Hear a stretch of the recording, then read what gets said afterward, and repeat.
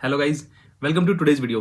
तो गाइज आज की वीडियो बहुत ज़्यादा इंटरेस्टिंग है क्योंकि आज की वीडियो है मेरी रियल लाइफ स्टोरी के बारे में। ठीक है, आज की वीडियो में आपको बताऊंगा कि कैसे 2007 में एक कॉलेज ने मेरे को एडमिशन देने से मना कर दिया था क्योंकि मेरी इतनी अच्छी रैंक नहीं थी। और लेकिन 17 साल के बाद उसी कॉलेज ने मेरे को इन्वाइट किया उनके बच्चों को गाइडेंस देने के लिए। ठीक है, तो देखो कॉलेज का इनवाइट करना कोई बड़ी बात नहीं है, बहुत सारे लोगों को इनवाइट किया जाता है। ठीक है, बच्चों को गाइडेंस देने के लिए और मेंटरशिप करने के लिए। लेकिन उसी कॉलेज का बुलाया जाना, उसी कॉलेज से बुलाया जाना बड़ी बात है कि उस कॉलेज ने एक टाइम पे ये भी उस काबिल नहीं समझा था कि वहां पे मैं पढ़ सकता हूँ फीस दे के भी, क्योंकि मेरी रैंक खराब थी। ठीक है, बाद में उनको मैं उस काबिल लग रहा हूँ कि मैं उनके स्टूडेंट्स को गाइडेंस दे सकता हूँ, वहां पे मेंटरशिप दे सकता हूँ। तो ये बड़ी बात है कि उस कॉलेज से बुलाया जाना बड़ी बात है। ठीक है, कॉलेज से तो बहुत सारे लोगों को बुलाया जाता है। तो ये बहुत ही इंटरेस्टिंग स्टोरी है। इस स्टोरी से आपको पता चलेगा कि लाइफ में आपको जब लगता है कि सब कुछ खत्म होने वाला है या आपको लगता है कि ये आपके साथ गलत हुआ है, लेकिन वो लाइफ में ना चीजें कभी भी चेंज हो सकती है। ठीक है, उस टाइम पे मेरे को बहुत बुरा लगा था जब उस कॉलेज में एडमिशन नहीं मिला था। मैं आपको पूरी स्टोरी बताता हूँ और कैसे उन्होंने मेरे को बुलाया और वो भी पूरा बताऊंगा। ठीक है, स्टोरी तो पूरी स्टोरी बताता हूँ आपको। बहुत ही इंटरेस्टिंग स्टोरी है, आपको बहुत ज्यादा मोटिवेशन मिलेगा। पूरी वीडियो देखना। जल्दी से वीडियो स्टार्ट करते हैं। तो गाइस बात है 2006 की, जब मैं 12th क्लास में था। तो मैंने AIEEE का एग्जाम दिया था उस टाइम पे और मेरी रैंक ठीक ठाक आई थी, मतलब। ठीक है, उस रैंक आने के बाद मेरे को ऐसा रियलाइज हुआ कि यार मैंने जब मतलब एक नॉर्मल, मतलब मैंने कोई एक्स्ट्रा मेहनत नहीं की थी, तब भी मेरी ठीक ठाक रैंक आ गई थी। देन आई थॉट कि अगर मैं एक साल अगर मैं ड्रॉप कर लूंगा और एक साल में IIT के लिए तैयारी करूंगा या AIEEE की तैयारी करूंगा तो मेरी बहुत अच्छी रैंक आ जाएगी। तो मैंने एक साल ड्रॉप किया और मैंने प्रिपरेशन की, कोचिंग ली मैंने। ठीक है, तो 2006 से 7 मैंने कोचिंग ली। तो 2007 में क्या हुआ कि मेरी और खराब रैंक आई। ठीक है, उसका रीजन ये था कि मैंने जो हमारे एक टीचर थे कोचिंग इंस्टीट्यूट में, उन्होंने मेरे को एक दिन बोल दिया कि सुदर्शन से ना, मेरे को फिजिक्स वाले सर ने बोल दिया कि सुदर्शन से मेरे को फिजिक्स में बहुत उम्मीद है कि फिजिक्स में बहुत अच्छा करेगा सुदर्शन। अब मैं मतलब उस टाइम में बच्चे तो थे ही, तो मेरे को लगा कि मैं मतलब सर मेरे से फिजिक्स में एक्सपेक्ट कर रहे हैं, तो मैंने फिजिक्स ही ज्यादा पढ़ना स्टार्ट कर दिया। मतलब ज्यादा मैं हर टाइम फिजिक्स के क्वेश्चन सोल्व करता रहता था। तो फिर जिसमें आप ज्यादा करने लग जाते हो ना, वो चीज आपको इजी लगने लगती है और फिर दूसरी चीजों से आप ना भागने लग जाते हो। तो देखो एग्जाम होता है ना, वो सारी चीजें उसमें इक्वल लेके चलनी पड़ती है, तभी आप क्लियर कर सकते हो। तो मैं कहता हर टाइम फिजिक्स में लगा रहता था। ठीक है, तो मैंने फिजिक्स बहुत अच्छी कर ली अपनी, लेकिन बाकी जो मेरे जो केमिस्ट्री और मैथ थे वो बिल्कुल ही बेकार हो गए। तो जब मैं एग्जाम दे के आया तो मैं फिजिक्स के तो सारे कर दिए थे मैंने, लेकिन मैथ और केमिस्ट्री में मैं उतना अच्छा नहीं कर पाया और मेरी रैंक और भी खराब आई। ठीक है, तो वो एक स्ट्रेटेजी मेरी गलत हो गई थी बचपन में। तो उसकी वजह से क्या हुआ कि मेरी रैंक खराब आई और भी ज्यादा। तो अब दूसरी साल तो ड्रॉप लेने का ऑप्शन नहीं था, तो फिर तो एडमिशन लेना ही था। ठीक है, तो अब मैं जा रहा था तो किसी भी मतलब अच्छे कॉलेज में मेरे को एडमिशन नहीं मिल रहा था बिकॉज ऑफ रैंक मतलब इतनी अच्छी नहीं थी मेरी। तो मेरे को पता चला कि एक कॉलेज है गुड़गांव में। ठीक है, वहां पे अभी वो चल रही है, काउंसलिंग चल रही है। उस चीज को काउंसलिंग बोलते थे पहले, जब आपको रैंक वाइज सीट्स अलॉट होती थी। जो सीट्स उन कॉलेज के पास बच जाती थी वो रैंक वाइज बाद में उन सीट्स को दिया जाता था बच्चों को, जो जो भी वहां पे अप्लाई करेंगे। तो उन्होंने बोला कि काउंसलिंग होगी, एक डेट उन्होंने दे दी कि उस कॉलेज में काउंसलिंग होगी। ठीक है, कॉलेज बहुत बड़ा कॉलेज था वो।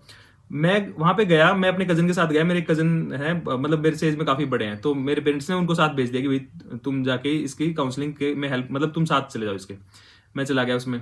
तो वहां पे जाके ना, उसमें काउंसलिंग हो रही थी। तो स्टार्टिंग में जो सीट, कुछ सीट बची थी कंप्यूटर साइंस की, तो उनकी सारी सीट ऑलमोस्ट हो ही गई थी। तो अब ऐसे ना पूरा ऐसे उनके जो, जब मैं कॉलेज में घुसा तो कॉलेज देख के ना मेरे को बहुत अच्छा लगा। मेरे को लगा कि यार कितना अच्छा कॉलेज है, कितनी अच्छा है, उसका इंफ्रा देख के मैं बहुत खुश हुआ। और मैंने ना बैठे बैठे ऐसे सपने बना लिए कि इस कॉलेज में मैं वो करूंगा, इस कॉलेज में मैं पढ़ूंगा, यहाँ पे मैं घूमूंगा, यहाँ पे कैफेटेरिया होगा, यहाँ पे इनके पार्क है इतने अच्छे अच्छे, ये है वो है। मैंने उस कॉलेज को ना एक वहां पे बैठ के अपना बना लिया मैंने मन में कि ये मेरा कॉलेज है, ये इस कॉलेज में मैं 4 साल में, नेक्स्ट 4 साल इस कॉलेज में रहने वाला हूँ।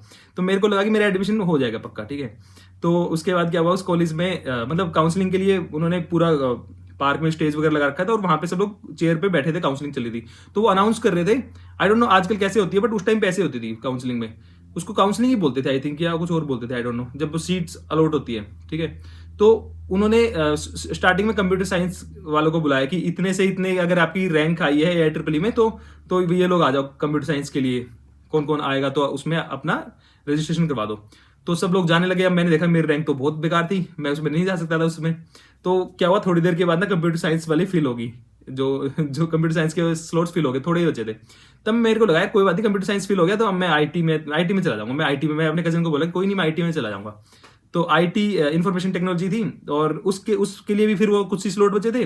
नेक्स्ट उन्होंने आईटी के लिए बुलाया कि इंफॉर्मेशन टेक्नोलॉजी के लिए आ जाओ, कौन कौन लोग आओगे। तो मतलब मेरी रैंक इतनी बेकार थी कि वो आईटी में भी नहीं हुआ, ठीक है। वहाँ उससे पहले ही सब भर गया क्योंकि वो कॉलेज काफी अच्छा था, वहाँ पे बहुत भीड़ आई हुई थी उस इवेंट में।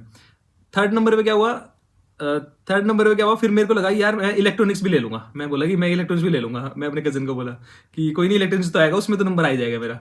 अब इलेक्ट्रॉनिक्स में भी उनके स्लॉट फिल हो गए, उसमें नहीं आया नंबर। वहां तक भी चलो ठीक है। फिर मेरे को लगा यार, फिर हम ऐसे बात करने लगे। मैं अपने कजन को बोला कि यार देखो, मैकेनिकल तो एवरग्रीन है, मैकेनिकल तो मैं ले लूंगा मैं, ठीक है, मैकेनिकल में ले लूंगा।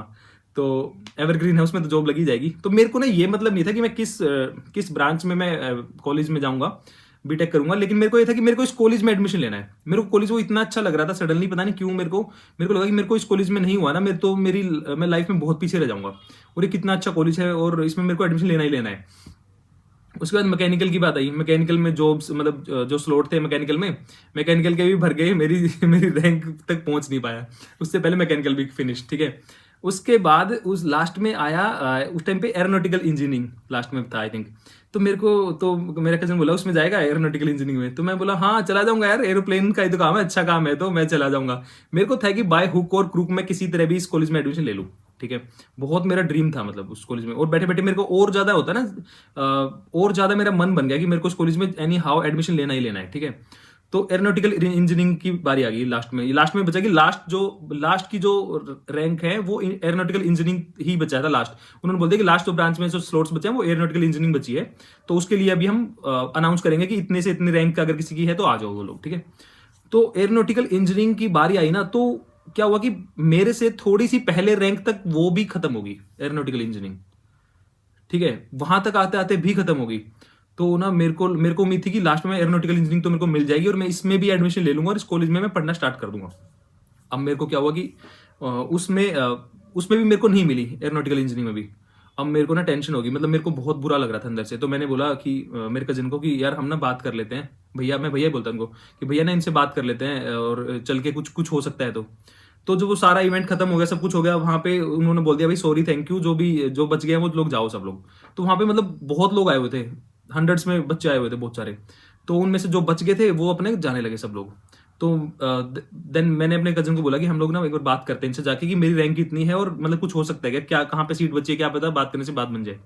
तो हम लोग गए पर्सनली, जो वहाँ पे एडमिन में थे जो बंदे, मतलब जो अनाउंसमेंट कर रहे थे वो, मैं मिला उन लोगों से। तो उन्होंने बोला कि सर देखो, उन्होंने बोला कि ये सीट तो हो चुकी है फिनिश, अब नहीं है आपके लिए जगह नहीं है हमारे पास, ठीक है।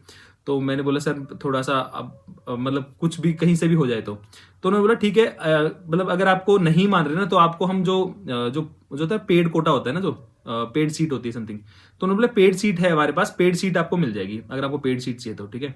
पेड सीट में तो उन्होंने उस टाइम पे 5-7 लाख रुपए मांगे थे पेड सीट के, कि अगर आपको पेड सीट आनी है तो 5-7 लाख रुपए आप दो और आपका एडमिशन हो जाएगा, ठीक है। ये बात है 2007 की। अब 5-7 लाख रुपए उस टाइम पे बहुत बड़ी बात थी। तो 5-7 लाख रुपए तो नहीं थे। तो मैंने उनसे खूब रिक्वेस्ट की, सर प्लीज प्लीज देख लो सर, मेरा बहुत मन है इस कॉलेज में आने का। और मैं बिल्कुल रोने वाली हालत होगी मेरी उस कॉलेज के लिए, उस वहां से बात करते हुए उधर। तो उन्होंने साफ मना कर दिया कि देखो भाई हमारे पास नहीं है, तुम अपना टाइम वेस्ट कर रहे हो, तुम जाओ, हमारे पास नहीं है, तुम्हारी रैंक इतनी अच्छी नहीं है, तुम जा सकते हो, हम मतलब हमारी सीट फुल हो चुकी है, हमारे पास तुम्हारे लिए कोई जगह नहीं है, तुम जाओ, सीधा बोल दिया उन्होंने। वहां से फिर उसके बाद मैं और मेरे कजन आए, ठीक है। तो हम वापसी जब आ रहे थे तो हम बस में आ रहे थे। तो जो मेरा जो कजन था वो अलग सीट पे बैठा था, मैं अलग सीट पे बैठा था। तो मैं ना मतलब एक होता है ना जो अंदर से रोने वाली हालत होती है, जो मतलब बाहर से तो हम रोते हैं, बाहर से दिखता है, तो वो एक अंदर से रोने वाली हालत होती है ना। मेरे को जब मैं वहां से आ रहा था, बस में बैठ के अपने घर की तरफ जा रहा था, तो मैं अंदर से रो रहा था लिटरली। मेरे को ऐसा लग रहा था कि यार मेरी ना लाइफ मतलब मेरा करियर मतलब मेरी जो कॉलेज शुरू होने से पहले ही मेरा करियर खत्म हो गया। मेरे को ऐसा लग रहा था कि इस कॉलेज में एडमिशन नहीं हुआ ना तो मेरी जिंदगी की जो मैं एक अच्छी शुरुआत कर सकता था, वो मेरी प्रोफेशनल करियर की शुरुआत अब नहीं हो पाएगी उतनी अच्छी। या फिर मतलब एक जो ड्रीम टूटता है ना, कि मैंने सुबह से मतलब वो शाम हो गई थी पूरा दिन उस काउंसलिंग सेशन में। मैंने जो पूरा दिन से उस कॉलेज को मान लिया था कि मैं इस कॉलेज में ही आऊंगा, तो वो जब एक ड्रीम टूटता है ना एकदम से, तो मेरे को बहुत बुरा लग रहा था। मैं मतलब अंदर से रो रहा था लिटरली जब मैं वापस आ रहा था घर। तो मैंने आते आते ना मैं सोच रहा था यार मेरी अगर इस कॉलेज में अगर मैं हो जाता तो मैं कितना लकी होता, और जो लोग इसमें पढ़ रहे होंगे। मैं ऐसे सोच रहा था यार उन लोगों की जिनकी अनाउंसमेंट हो रही थी, जिनकी रैंक आई थी इस कॉलेज में, कि यार ये लोग कितने लकी हैं, इनकी तो इसमें आराम से मतलब कॉलेज में एडमिशन हो गया, कितने मजे करेंगे ये लोग, और ये सब मतलब इनकी लाइफ कितनी अच्छी लाइफ इनकी मिल गई है। अब मेरा क्या होगा, मेरी तो फ्यूचर बर्बाद हो गया। मैं ऐसे बहुत ना ऐसे क्वेश्चन मन में लेके आ रहा था वहां पे। ठीक है, और मैं बिल्कुल अंदर से लिटरली रो रहा था और मेरे को बहुत बुरा लगा। जब मैं घर आया, घर आके भी ना मेरे को मतलब 1 वीक लगा कम से कम नॉर्मल आने में। मेरे को 1 वीक तक ना हमेशा दुख रहा कि मैं इस कॉलेज में क्यों नहीं एडमिशन हुआ मेरा, और मैंने अपने आप को कोसता रहा कि मैंने थोड़ी पढ़ाई और क्यों नहीं करी, मैंने अच्छी रैंक क्यों नहीं लेके आया मैं, और मेरा इस कॉलेज में एडमिशन हो जाता तो मेरी लाइफ कितनी अच्छी होती है। अब मेरी लाइफ तो बर्बाद हो चुकी है। ठीक है, यहाँ तक आते आते पूरा मेरा मतलब मैं बहुत परेशान हो गया था। 1 वीक तक मैं हमेशा ऐसे टेंशन में रहा 1 वीक में। उसके बाद थोड़ा थोड़ा नॉर्मल हुआ। ठीक है, तो यहाँ पे ये थी 2007 की बात। ठीक है, उसके बाद मैंने फिर दूसरे कॉलेज में एडमिशन लिया, वहां से अपनी बीटेक करी, जो भी किया वो कहानी अलग है। ठीक है, तो ये थी 2007 की बात। ठीक है, अब हम चलते हैं 2007 के 17 साल बाद 2024 में। ठीक है, उस कॉलेज को मैं भूल चुका था, अपनी लाइफ में आगे बढ़ चुका था मैं, सब कुछ हो चुका था। ठीक है, अब हम चलते हैं 2024 में आते हैं। ठीक है, 24 में क्या हुआ, 2024 में नहीं, 2020 में, 4 साल पहले बताता हूँ। 20 में क्या हुआ था कि मेरा एक क्लोज रिलेटिव है, ठीक है, उसने एडमिशन लिया था उसी कॉलेज में 2020 में। ठीक है, तो मेरे को पता चला उसी कॉलेज में एडमिशन लिया है, तो कोई नहीं, नॉर्मल बात थी अब तो मेरे लिए वो, मतलब कोई बात नहीं। तो 2024 में क्या हुआ कि उसको जो मतलब उसकी ग्रेजुएशन कंप्लीट होने वाली थी, मेरे जो रिलेटिव था, उसने क्या किया कि मेरे को एज ए मेंटर दिखा दिया। जैसे इंटर्नशिप करते हैं ना, तो वो इंटर्नशिप कर रहा था कहीं से, उसने मेरे को मेंटर दिखाया उसमें अपने कॉलेज की उसमें इंटर्नशिप के टाइम पे कि मेरे मेंटर सुदर्शन है, और उसने मेरी लिंक्डइन प्रोफाइल शेयर की उनसे, और मेरी कंपनी आईडी वगैरह शेयर की, कंपनी की प्रोफाइल शेयर की, तो उन्होंने बता दिया कि ये मेरे मतलब मेंटर हैं बेसिकली। ठीक है, मेंटर की तरह शो कर दिया। तो अब क्या हुआ, मेंटर जब उसने शो किया अपने कॉलेज में, उसी कॉलेज में उसका उसी कॉलेज में एडमिशन हो गया था। ठीक है, तो जब ऐसे उसने शो किया तो मेरी मेरी ना उनके टीचर से बात होने लगी, उसकी मेंटर उसकी इंटर्नशिप के रिलेटेड। मतलब मेरी कई बार बात हुई उनके टीचर से, उनकी एचओडी वगैरह से बात हुई उसकी मेंटरशिप इंटर्नशिप के रिगार्डिंग। तो जब मेरी बात हुई ना, तब उन टीचर्स को जब मैंने बात की उनसे, तो उन्होंने मतलब मेरे बारे में जाना कि ये मैं क्या करता हूँ। उनको ये पता चला कि मैं यूट्यूब चैनल भी रन कर रहा हूँ। उनको ये पता चला कि मैं मेंटरशिप भी देता हूँ, मैं टॉपमेट पे गाइडेंस भी देता हूँ। और उनको ये पता चला कि मैं 12-13 साल से मैं सॉफ्टवेयर फील्ड में हूँ, मैं डिफरेंट डिफरेंट टेक्नोलॉजी पे काम कर चुका हूँ। देन उनको रियलाइज हुआ कि यार इसकी हमें ना इसकी हमें गाइडेंस करवानी चाहिए अपने स्टूडेंट्स के लिए। ठीक है, तो उनकी मेरे से बहुत बार बात हुई, तो मेरे थॉट्स से ना वो काफी ज्यादा इंप्रेस, जो वो टीचर थी जो बहुत ज्यादा इंप्रेस हुई।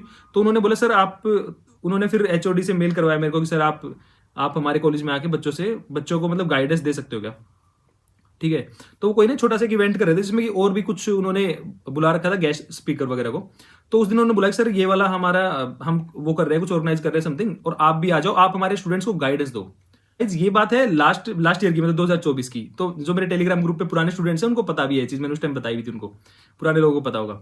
तो लेकिन उस टाइम पे क्या हुआ, जिस टाइम पे उनका जिस टाइम पे उनका जो वो इवेंट था, समथिंग कुछ था, उसी वीक ना मैंने ऑलरेडी अपनी प्लान लीव ले रखी थी। मतलब मेरे उसमें फैमिली में कोई फंक्शन था, उसकी मैंने 1 वीक की ही लीव ले रखी थी, पूरी लीव की, मतलब पूरे वीक की मैंने लीव ले रखी थी उसमें। तो मैंने उनको बोल दिया सॉरी मैम मैं नहीं आ सकता, क्योंकि मैं ऑलरेडी मेरी प्लान लीव है, मतलब मैं हॉलीडे है मेरा, मतलब मैं छुट्टी पे जा रहा हूँ कहीं, मतलब मेरा कुछ है प्लान है पहले से ही। तो मैं उस इवेंट में जा नहीं पाया। लेकिन मैं ना इवनिंग में बैठ के सोच रहा था कि यार एक टाइम पे इन लोगों ने मेरे को पैसे दे के भी मतलब उस लायक भी नहीं समझा कि मैं पढ़ूं वहां पे, पैसे देके, फीस देके इनको। ठीक है, और आज ये मेरे को इनवाइट कर रहे हैं कि मैं वहां पे जाके गाइडेंस दूं स्टूडेंट्स को। ठीक है, तो आप देख रहे हो लाइफ कैसे चेंज होती है। जब मैं वहां पे उस कॉलेज में मेरा एडमिशन नहीं हुआ था ना, उस दिन मेरे को इतना बुरा लग रहा था, मेरे को ऐसा लग रहा था मेरी लाइफ में मतलब मैं लाइफ में कुछ कर नहीं पाऊंगा, या मतलब इतना बुरा लग रहा था उस मोमेंट के लिए मेरे को कि मेरा एडमिशन क्यों नहीं हुआ उस कॉलेज में। बट लेकिन आज सिचुएशन चेंज हो गई है पूरी। ठीक है, तो इट मीन्स कि लाइफ में ना अगर आपको आज कोई चीज लग रही है कि ये चीज मेरे साथ गलत हो रही है, या मैं अगर आपको बुरा लग रहा है किसी पर्टिकुलर चीज पे, मान लो आप किसी फैंग कंपनी में एडमिशन आपका नहीं हुई, आपकी जॉब नहीं लगी, या आपका कुछ ऐसी चीज है कि जो आपको लग रहा है कि आज नहीं हुई तो मेरी लाइफ नहीं बनेगी। या जैसे यूपीएससी के लिए भी कई स्टूडेंट्स मेरे से बात करते हैं कि सर यूपीएससी क्लियर नहीं हुआ हमारा, अब हमें नहीं लगता लाइफ में हम कुछ कर पाएंगे, और कैसे होगा, मतलब हमारी लाइफ तो बर्बाद होगी, इस तरह चीजें होगी।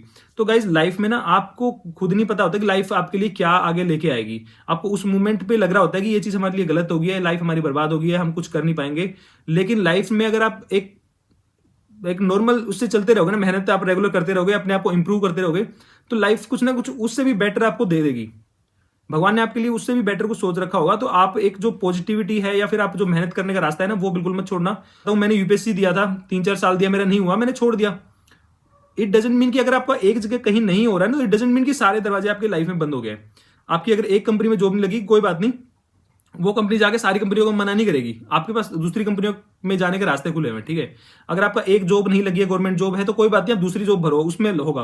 तो आप जब मेहनत करके इंप्रूव करते रहोगे अपने आप को और अलग अलग जगह पर चीजें ट्राई करते रहोगे, आपका लक हमेशा आपका साथ देगा। और जरूरी नहीं है कि अगर एक चीज आपकी आज वर्क नहीं कर रही है वो फ्यूचर में भी नहीं करेगी, ठीक है। तो अगर आप, यही इस वीडियो का मैसेज था। इस वीडियो का मतलब ये नहीं कि मैं बोलूंगा कि उन्होंने मेरे को बुलाया या नहीं बुलाया, ये मतलब नहीं था। इसके पीछे स्टोरी बताने का मतलब ये था पूरा कि अगर आपको आज कोई चीज ऐसी लग रही है ना कि आप लाइफ में पिछड़ रहे हो या आपको कुछ सही नहीं हो रहा लाइफ में, लेकिन अगर आप सही डायरेक्शन में जाओगे, मेहनत करते रहोगे ना, तो उससे भी बेटर चीजें लाइफ में आपको मिलेंगी, ठीक है। तो आप मेहनत करना कभी मत छोड़ना और लाइफ में धीरे धीरे अपने आपको इंप्रूव करते रहो, ग्रो करते रहो। और यही मेरा मैसेज है। अगर वीडियो अच्छी लगी तो मेरे चैनल को सब्सक्राइब करना और अपने फ्रेंड सर्कल में शेयर करना, वीडियो को लाइक करना और कमेंट करना प्यारा सा, ठीक है। मैं मिलता हूं आपसे किसी नेक्स्ट वीडियो में, तब तक के लिए बाय बाय।